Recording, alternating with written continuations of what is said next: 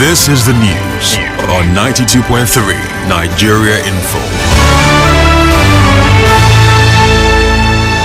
Good evening. It's Wednesday, 24th January 2024. Peace is the path to the prosperity of a nation. Let peace reign. On the news this evening, Governor Fubara to no fate as Supreme Court rules tomorrow. British High Commissioner to Nigeria says London interested in River State. Port Harcourt residents raise concerns over reduced operations of palliative buses. Presidency says no plan to relocate FCT to Lagos State. On the foreign scene, Saudi Arabia to open first alcohol store for diplomats. I am Constance Mega. The Supreme Court will tomorrow deliver judgment in the suit filed by the APC governorship candidate in Rivers, Tony Cole, challenging the election victory of Governor Siminalayi Fubara. As you may know, Mr. Cole wants the court to nullify Governor Fubara's election on the grounds that he did not resign as the Accountant General of the state and acted in that capacity way past the cut-off time stipulated by the Constitution and the Electoral Act. Moving on, the Commissioner for Information in Rivers State, Joe Johnson, says the state government was ambushed by the judgment of the Justice James Omotosho of the Federal High Court, Abuja. Well, he says the judge went ahead to deliver judgments in a matter already withdrawn from the court. Mr. Johnson, who said this on Nigeria Info FM's Morning Crossfire, described the judgments as unfair. Well, he, however, said if there are two conflicting judgments on the same matter, the last one is to be obeyed. There are two conflicting court judgments or rulings as it were. One says maintain status quo. If you were to be in the position of government, what would you do? The other one says represent. And I've told you that in equity, the last to arrive takes preeminence. They say obey the last order. So we are waiting. Let the court of appellate jurisdiction, maybe an appellate court, should be able to direct us as to what to do. Otherwise, our lawyers will tell us what to do. Well, Mr. Johnson also said there is no strained relationship with the Rivers State House of Assembly as the government has implemented some of the peace agreements reached at an Abuja meeting. For the governor has said he's prepared to do everything without undermining the integrity of the state. Everything that is constitutionally required, he will do for the sake of peace. And he has said that even that proclamation is not a death sentence. And he has shown it in words and in character. He has released what is due the legislators. We have done almost everything that is expected to be done. And yet, it doesn't seem to me that there's anything coming from the other end. It ought to be two-way thing. Well, the River State Commissioner for Information also said the state government has not authorized any group to start collecting livestock tax on its behalf.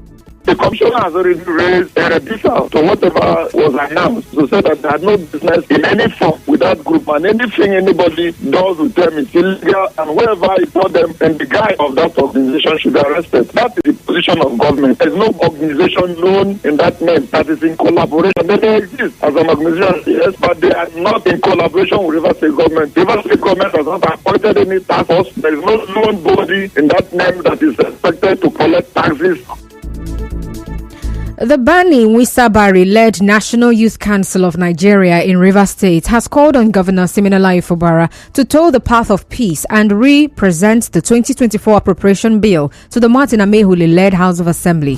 Mr. Wisabari, in an interview, said the Martin Amehule-led Assembly is a constitutionally and legally recognized assembly, as indicated by the judgment of Justice James Omotosho of the Federal High Court in Abuja. Now, he described the judgment as a victory for democracy and Rivers people, and also commended the judiciary for their uprightness in the face of a provocative political crisis in the state. Even after the intervention of Mr. President, some crisispreneurs have continued to fill the media space with disparaging statements for selfish reasons. Some have even gone as far as embarking on unnecessary legal battles. I hereby use this medium to call on the governor of Rivers State, Sir Siminalayi Fubara, to toe the path of gentility and peace and represent the 2024 Rivers budget to the duly constituted Rivers State House of Assembly as led by Right Honorable Martins Amehule, as duly recognized as indicated by this judgment. In another development, the British High Commissioner to Nigeria, Richard Montgomery, says London is interested in Rivers State because of its strategic position. Mr. Montgomery said this after meeting Governor Siminalayi Fubara at the Government House in Port Harcourt today. British business interests here, calling on businesses that have already invested. I'm interested in understanding both the security and the economic situation, because there is a lot of interest from UK business, from the City of London, about potential opportunities opportunities in this economy. And of course, the City of London has an interest in rivers because it's such a strategic state. Well, the High Commissioner also commended the federal government for some of its reforms and assured of his government's support.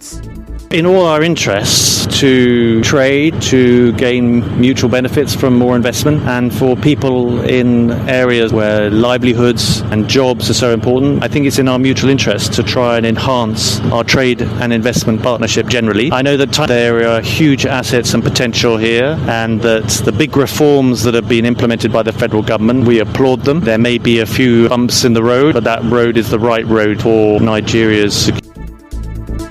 Elsewhere, the Deputy Governor nominee for Ondo State, Olaide Adelami, is expected to appear before the State House of Assembly on Thursday for screening. Mr. Adelami, who is a former Deputy Clerk of the National Assembly, was nominated by Governor Lucky Ayedatiwa to be his deputy today, but the date of his screening was confirmed in a statement by the Chairman, House Committee on Information, Olatuji Oshati. In other news, the presidency has insisted that there are no plans to move the federal capital to Lagos, as speculated in some quarters. Special Advisor on Information and Strategy to the President, Bayo Onanuga, made this in a statement on his X handle today. He said those peddling such rumor are dishonest, ethnic and regional champions trying to draw attention to themselves. He also said the movement found a Department of the Aviation Ministry where it was based before former Minister Hadisi removed it to Abuja during the last administration does not amount to moving the FCT to Lagos. And President Bola Tinubu has left Abuja for Paris, France on a private visit. The special advisor to the President on Media and Publicity, Ajurin Gelali, made this known in a statement today, and he says the President will return to the country in the first week of February. Still to come, today is International Day of Education. Stay tuned.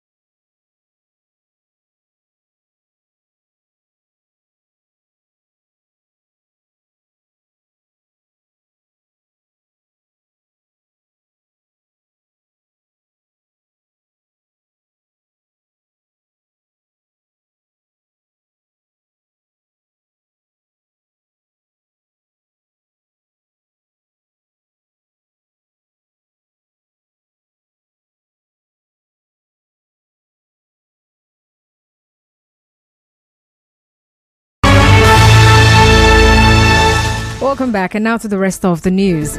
As the world marks International Day of Education, a person with disability, Adobe Chuma Okeke, is calling for ease of access for people with disabilities. Ms. Adobe says schools should make provisions for everyone to receive an education, irrespective of their disabilities, to uphold the right to education for all. She spoke to our correspondent. I didn't consider the fact that going to school with a wheelchair would be difficult. But after my first semester in year one, I realized that I didn't have... In all our interests to... The They should focus on making sure that everybody can get an education. If it's someone who is living with a disability, maybe from vision impairment to hearing impairment, or even someone who can't even move, there are ramps, there are elevators. Okay, elevators are expensive, but ramps are inexpensive. Buildings need to be restructured. They should channel finances into making sure that classrooms are conducive for every single person who comes in to learn. So some people are not denied their rights to education because of a systemic failure. Well, Mr. Adobe, a graduate in medical science from the University of Port Harcourt, Uniport, also recounted some of her experiences during her time in school.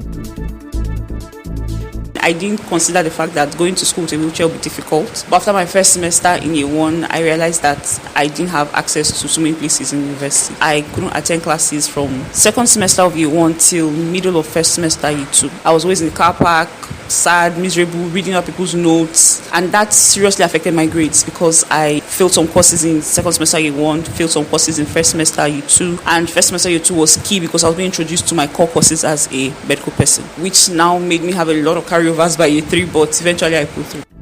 Now, on his part, the South-South Coordinator, National Association of Nigerian Students, NANS, Levi Sam Okuru, is advocating for courses and campaigns against hate speech. We believe that education is an essential tool in the promotion of peace. So teachers and lecturers must train students against making hate speech and derogatory comments. Campaign against hate speech. It can be used in our schools today as a cause. As teachers also emphasize character. The constant use of hate speech is a bad character. So we should also learn it in as much as we are also teaching us the means of which to get our certificate. An active commitment to peace is more urgent today than ever.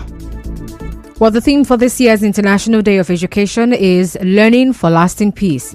Some of the buses released for the Rivers State Petrol Subsidy Palliative Scheme are now parked inside the premises of the Rivers State Transport Company, RTC. Our correspondent who visited the RTC facility yesterday around 12 p.m. saw about 10 buses parked there.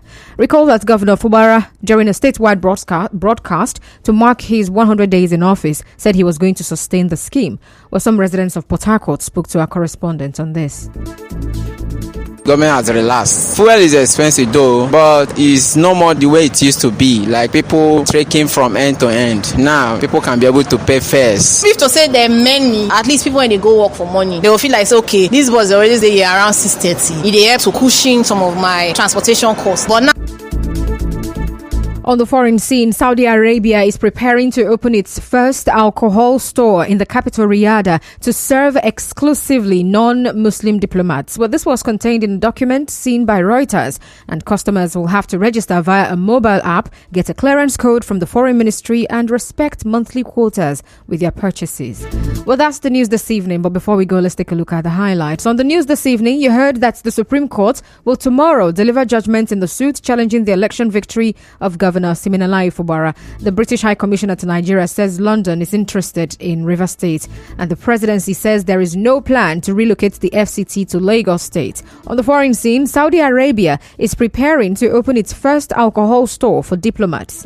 Well, the news was edited by Martha Okerenkem. To reach the news team, send an SMS or WhatsApp to 0808 721 7215. I am Constance Mega. Thank you for listening.